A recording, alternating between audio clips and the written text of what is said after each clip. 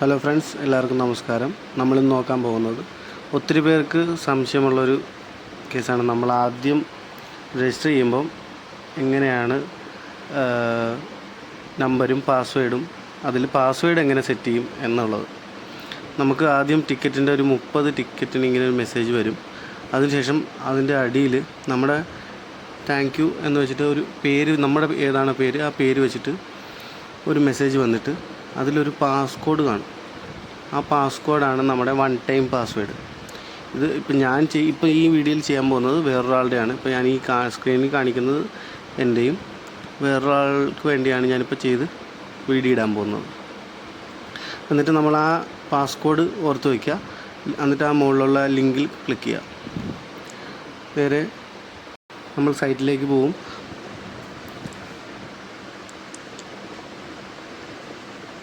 ആ 3 വര രജിസ്റ്റർ എന്നുള്ളതിൻ്റെ അപ്പുറം ഒരു 3 വര കണ്ടില്ലേ, ആ 3 വരയിൽ ഞെക്കുക, ലോഗിൻ കൊടുക്കുക. ലോഗിൻ കൊടുത്തിട്ട് നമ്മൾ ആ നമ്പർ ആരുടെയാണോ ആ നമ്പർ അടിക്കുക.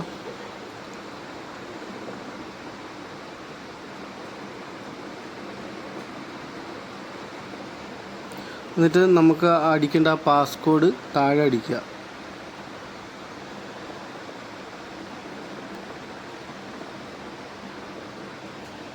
എന്നിട്ട് സൈൻ ഇൻ കൊടുക്കുക.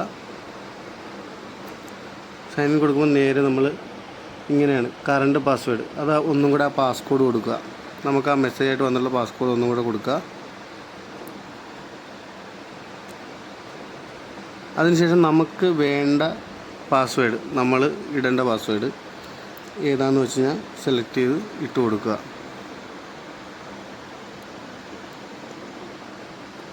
അതിൽ നമ്മൾ ശ്രദ്ധിക്കേണ്ടതെന്ന് പറഞ്ഞാൽ ഒരു ക്യാപിറ്റൽ വേണം, സ്മോൾ ലെറ്റർ വേണം, പിന്നെ ഒരു അറ്റോ ആഷോ അങ്ങനെ എന്തെങ്കിലും ഒരു ഇത് വേണം, പിന്നെ ഒരു നമ്പർ വേണം. അതൊരു 8 അക്കത്തിൽ കുറയാതെയും വേണം. അങ്ങനെ വേണം പാസ്വേഡ് സെറ്റ് ചെയ്യാനായിട്ട്.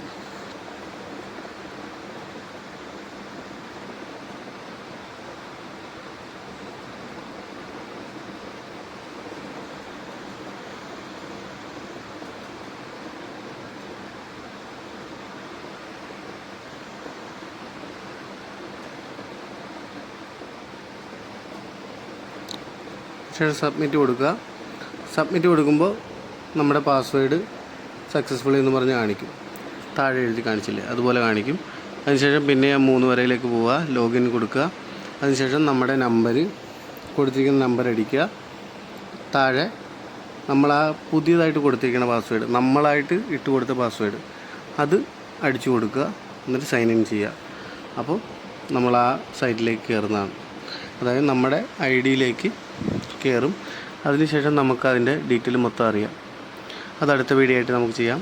അതായത് നമ്മുടെ ഡീറ്റെയിൽ എല്ലാം ചെയ്യുന്ന ഒരു വീഡിയോ ഞാൻ ഇതിൻ്റെ താഴെ വേറൊരു വീഡിയോ ആയിട്ട് പോസ്റ്റ് ചെയ്തിട്ടുണ്ട്. അതും കൂടെ ഒന്ന് കണ്ടു നോക്കുക. അതെങ്ങനെ പൈസ വിഡ്രോയിൽ ചെയ്യാം എന്നാണ്. അതിൽ കയറുമ്പോൾ നമ്മൾ ഐഡിയിൽ കയറി എന്തൊക്കെ ചെക്ക് ചെയ്യുക എന്നുള്ളത് കാണാൻ പറ്റും. അപ്പം എല്ലാവർക്കും നല്ലൊരു ശുഭദിനം നേരുന്നു. Bye bye.